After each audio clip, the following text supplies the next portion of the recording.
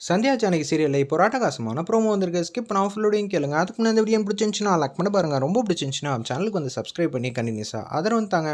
நம்ம ஜானகி அம்மா வந்து வீட்டுக்குள்ளே வந்து உட்காந்துக்கிட்டு இருக்காங்க. அப்பான்னு பார்த்து கேஷுவலாக வந்து அம்மன் வர சத்தம் கேட்டுடுச்சு. ஜானகி நீ போய் அம்மனுக்கு செய்ய வேண்டிய மரியாதையெல்லாம் செஞ்சிரு அப்படின்னு சொல்லும்போது அந்த இடத்துல டான்ஸ் ஆட ஆரம்பிச்சிட்டாங்க.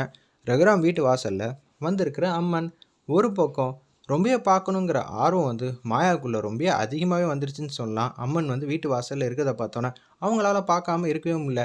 எப்படி ஏமாற்றிட்டு வெளியில் போகிறதுங்கிற மாதிரி யோசிச்சுட்டு இருக்காங்க. ஒரு பக்கம் அம்மன் போனதுக்கப்புறம் வேறு ஏதாவது தெரு வழியாக ஓடி போயாவது அம்மனை பார்த்துடணுங்கிற மாதிரி தான் முடிவில் இருக்காங்க. நம்ம மாயா செமையாக வந்து டான்ஸ் ஆடி முடிச்சதுக்கப்புறமேட்டுக்கு இந்த குடும்பத்தில் இருக்கிற எல்லா பிரச்சனையும் நீங்கணும். இனிமேட்டு இந்த குடும்பத்துக்கு ஒரு அவப்பேர் கூட வரக்கூடாது. நீங்கள் தான் வந்து ஆசீர்வாதம் பண்ணணும். அப்படி எதுவும் சொல்லாத. 21 வருஷத்துக்கு முன்னாடி இந்த குடும்பத்துக்கு என்ன ஒரு நிகழ்ச்சி நடக்கிறப்ப மிகப்பெரிய அவமானம் வந்துச்சோ அதே மாதிரி தான் திருப்பியும் இந்த வீட்டில் வந்து நடக்க போகுது அப்படின்னு சொல்லிடுறாங்க. என்னம்மா சொல்கிறீங்க? புரியிற மாதிரி சொல்லலையே அப்படின்னு சொல்கிறாங்க. சீனுக்கும் நம்ம மாயாவுக்கும் தான் கல்யாணம் நடக்க போகுதுங்கிறத இன்டெரக்டாக வந்து சொல்லிடுறாங்க. அந்த இடத்துல அந்த அம்மன் சொல்லிட்டு அவங்க மாட்டுக்கும் கடந்து போயிடுறாங்க. என்னடா அது சத்திய சோதனையாக இருக்கே அப்படின்னு சொல்லி யோசிச்சுட்டு இருக்கப்ப வீட்டுக்குள்ளே கேஷுவலாக வந்து வராங்க. அந்த இடத்துல நம்ம ஜானகியம்மா என்ன சொன்னாங்க அப்படின்னு சொல்லி ரகுராம்லேருந்து எல்லோரும் கேட்டாங்க. ஒன்றை வந்து இப்போதைக்கு சொன்னதெல்லாம் சொன்னால் பயந்துருவாங்க, இன்னொன்று மிரண்டுருவாங்க. திருப்பி அது மாதிரி ஒரு நிகழ்ச்சி வரவே கூடாதுன்னு தான் நம்மளாம் ஆசைப்பட்டுட்டு இருக்கோம். அதே மாதிரி அவமானம் வரவே கூடாதே. இப்போ என்ன பண்ணலாம்? இல்லைங்க, நம்ம குடும்பத்தில் எந்த பிரச்சனையும் வராது. கல்யாணம்லாம் நல்லபடியாக நடக்கணும்னு சொன்னேன். நிச்சயம் இந்த வீட்டில் கல்யாணம் நல்லபடியாக நடக்குங்கிற மாதிரி தான் அம்மன் வந்து ஆசீர்வாதம் பண்ணாங்க.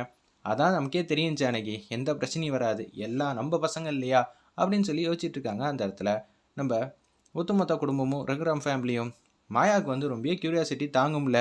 அதான் அம்மன் தான் போயிட்டாங்கல்ல, இனிமேட்டு வீட்டு வாசலில் வந்து நிற்கலாம்ல அப்படின்னு சொல்கிறாங்க. வீட்டு வாசல்லாம் நிற்க வேணாம், ஆனால் வீட்டுக்குள்ளே எங்கே வேணான்னு போய்க்கலாம்.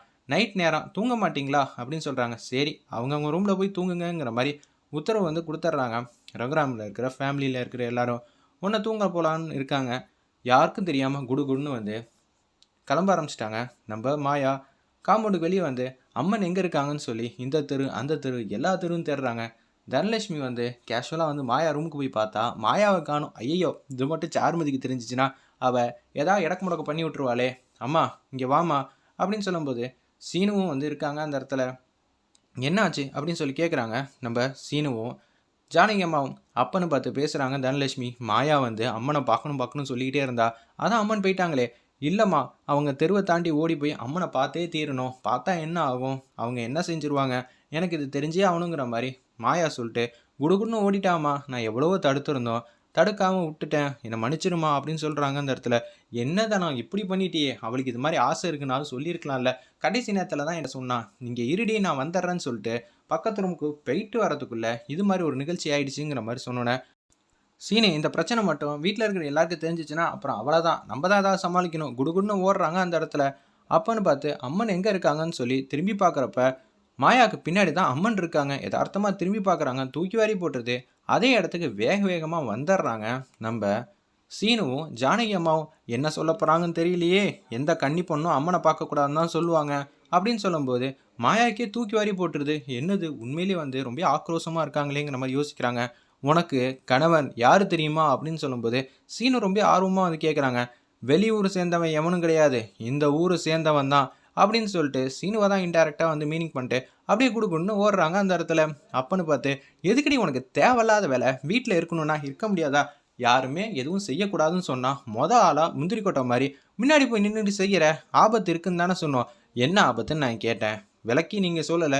அது எனக்குள்ள ஆர்வம் வந்து தூண்டிச்சு. இப்போ எனக்கு என்ன ஆச்சு? எதுவும் ஆகலையே. அப்போனா இத்தனை நாளாக நீங்கள் கட்டுப்பாடுன்னு சொல்லிட்டு இருக்குது எல்லாம் போய் தானே.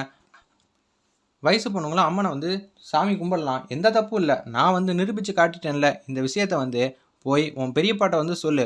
இந்த வீட்டை விட்டு ஒன்றை துரத்த மாட்டாங்க, என்னையும் சேர்த்து துரத்திடுவாங்க. நான் தானே உனக்கு செல்லம் கொடுக்குறேன், யாருக்கும் தெரியாமல் ஒரு பத்திரமா வந்து வீட்டுக்கு கொண்டு போய் விடணும்ப்பா அப்படின்னு சொல்லிடுறாங்க.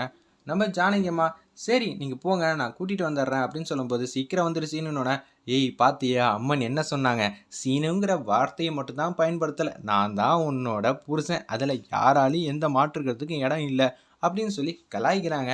இருப்பினும் நான் ஏதோ சும்மா தான் சொன்னேன், நான் வந்து காமெடி பண்ணேன் சரியா, நீ ஓவராக சீரியஸாக எடுத்துக்காத, நான் சும்மா தான் பேசணும்னு சொல்லிட்டு திரும்பி மூஞ்சியை தூக்கி வச்சுட்டு வந்துடுறாங்க.